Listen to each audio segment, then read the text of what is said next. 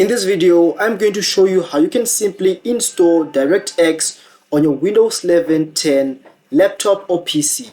So without wasting much time, let's get started with the video. So there are two ways in which we can download or install DirectX 12. The first method is that you can simply go over to the Start menu right over here and then click on Settings and then click on Windows Update. Once you do that, you can then simply click, or rather see the updates right over here. And if you do not have the latest version of DirectX, it should show up here and you should be able to update it so that you can get the latest version. But if you don't see the latest version right over here, means you might have DirectX 11 or maybe your 12 might be up to date, but in this case you do not have DirectX 12. So the simplest way we can install DirectX 12 is by simply closing this window and then go over to your web browser, your Chrome browser or whatever browser you're using, and then what you're going to do is that you want to search for DirectX web installer. Once you do that, you want to click on this first website or this first link right over here directly from the Microsoft website. Click on this one.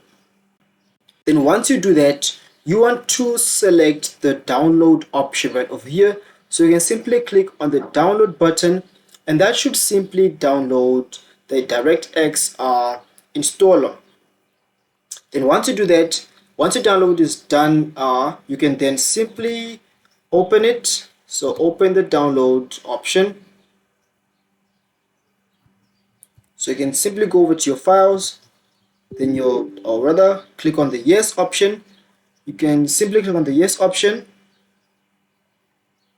and that will show you this option right over here. So click on the I accept the agreement and then click next, and then uncheck this that says install the ping bar, then click on next, then wait for it to install.